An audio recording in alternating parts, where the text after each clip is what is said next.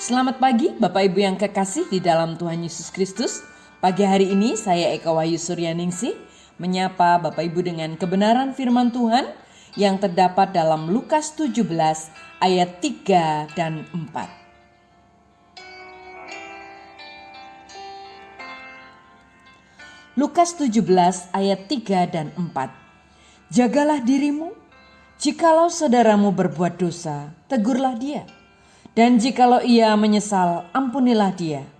Bahkan jikalau ia berbuat dosa terhadap engkau 7 kali sehari, dan 7 kali ia kembali kepadamu dan berkata, aku menyesal, engkau harus mengampuni dia.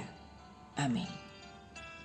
Bapak, Ibu, dan saudaraku yang kekasih di dalam Tuhan Yesus Kristus, seorang penulis Amerika bernama Leo Buscaglia dalam bukunya Saling Mengasihi menulis tentang satu kisah sedih yang dialami seorang wanita. Dalam bukunya dia bercerita bahwa wanita tersebut adalah seorang wanita Florida yang diperkosa. Wanita ini ditembak di kepalanya.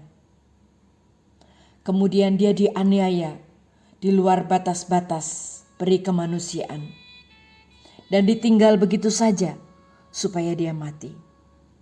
Tetapi ajaibnya wanita ini selamat sekalipun ia harus mengalami kecacatan di dalam tubuhnya. Luka-luka di kepalanya telah menyebabkan wanita itu menjadi buta seumur hidupnya. Dan dalam sebuah wawancara eksklusif yang dilakukan oleh sebuah stasiun televisi, pembawa acara menyimpulkan bahwa pasti hati wanita itu hancur oleh kebencian dan kepahitan yang luar biasa dan menderita luka batin yang tak terhapuskan seumur hidupnya. Namun tanggapan yang diberikan wanita itu sungguh mengejutkan. Dia berkata, oh tidak. Saya tidak kecewa. Pria yang menghancurkan saya, dia hanya dapat menghancurkan hidup saya selama 1 malam saja. Tidak lebih dari itu. Karena setelah itu, aku tidak pernah mengizinkan diriku untuk memikirkannya lagi, walau barang sedetik pun. Wow, luar biasa Bapak Ibu. Kita tidak tahu pasti mengapa wanita itu dapat berkata seperti itu.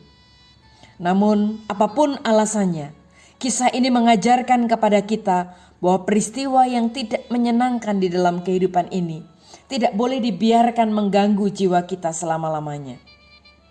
Jika kita terus memikirkan, justru kita sendiri yang akan rugi. Pilihan untuk membuang jauh-jauh kenangan pahit dan peristiwa tragis itu ternyata baik bagi wanita tersebut. Sekalipun ia buta seumur hidup, tetapi ia tidak suka hidupnya digerogoti oleh kepahitan yang hanya membuat batinnya terluka dan terus bertambah dalam lukanya. Ia sadar bahwa hidup itu harus terus berjalan. Yang penting baginya adalah menikmati sisa hidup ini sebagaimana dia ada.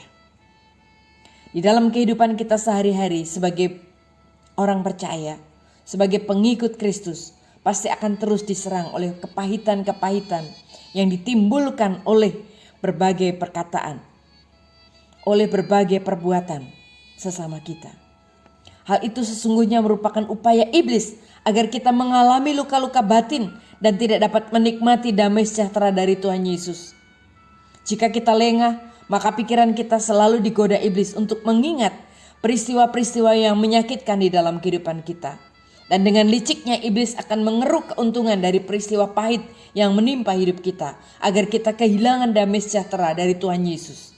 Iblis ingin kita menjadi budak iri hati, budak kemarahan, budak pertengkaran, budak kebencian, budak dendam, budak kebingungan, supaya ia dapat mengendalikan kehidupan kita. Iblis sangat berminat menanamkan kepahitan di dalam diri kita. Karena itu, jangan biarkan kepahitan menguasai hidup kita, sehingga batin kita terhindar dari luka-luka. Jika sesama kita menyakiti kita, ampunilah dia, sebab pengampunan adalah rahmat Tuhan bagi kita untuk dapat mengatasi kepahitan dan menghindari luka batin yang menghilangkan damai sejahtera itu. Amin. Mari kita berdoa. Tuhan, Kehidupan ini sangat membuat kami sering kecewa, sering mengalami kepahitan. Tetapi biarlah Roh Kudus-Mu selalu membimbing kami untuk senantiasa rela mengampuni, sehingga luka-luka batin itu tidak menguasai kami. Dan kami mau supaya kami hidup untuk terus bersukacita, bersyukur di dalam Engkau. Orang lain tidak dapat menyakiti jiwa kami selama kami tidak mengizinkannya. Di dalam nama Tuhan Yesus kami berdoa. Haleluya. Amin.